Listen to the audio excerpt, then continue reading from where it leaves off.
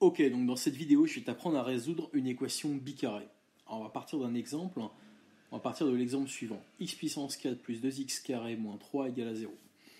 Alors, peut-être qu'on va commencer par définir ce qu'on appelle une équation bicarrée.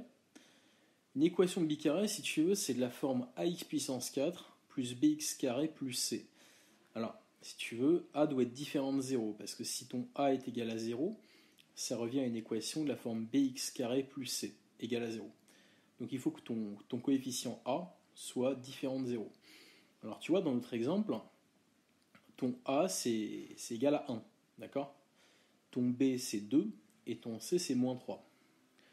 Donc dans l'exemple que je t'ai donné, on a une forme bicarrée.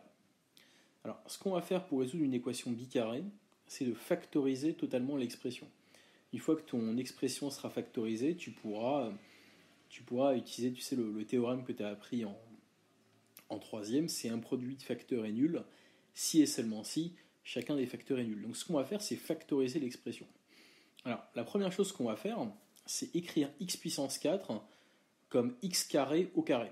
Donc tu obtiens x carré au carré plus 2x carré moins 3. Et c'est là où la grande idée va apparaître. Ce qu'on va faire, c'est un changement de variable. Donc on va poser grand X égale à x carré. Ce que tu vas obtenir, c'est quoi? C'est grand X au carré plus 2 fois grand X moins 3. Et là, tu obtiens une espèce de polynôme du second degré de variable grand X. Alors là tu as deux possibilités. Soit tu fais du second degré, tu sais, en appliquant le discriminant, etc. Soit tu es un petit peu astucieux en calcul, et tu remarques que ton polynôme, tu peux l'écrire comme grand X carré plus 2 grand X plus 1, le tout moins 4. Alors ça c'est pas mal parce que ça va te permettre de faire des identités remarquables. On va plutôt faire comme ça. Moi je t'invite en exercice à essayer de le faire aussi par le discriminant. Pourquoi c'est pas mal? Parce que x carré plus 2 grand X plus 1, avec l'identité remarquable a carré plus 2ab plus b carré, tu peux l'écrire comme grand X plus 1 au carré. Et ton moins 4, tu vas l'écrire comme moins 2 au carré. Ok? Et là, c'est encore une identité remarquable. Tu as une forme a carré moins b carré, avec a qui vaut x plus 1 et b qui vaut 2. Alors là, tu t'appliques la troisième identité remarquable qui te dit que a carré moins b carré, c'est a moins b fois a plus b. Voilà. Donc tu obtiens grand X plus 1 moins 2 fois grand X plus 1 plus 2. Alors tu simplifies, tu sais, tu obtiens grand X moins 1 fois grand X plus 3. Et là, ce que tu vas faire, tu vas revenir à ta variable petit x. Tu vas utiliser ton changement de variable, mais dans l'autre sens. Donc tu vas remplacer grand X par x carré. Tu obtiens x carré moins 1, facteur de x carré plus 3. Et là, tu as une factorisation de ton polynôme de degré 4. Tu as une factorisation par x carré moins 1, c'est ton premier facteur, tu vois.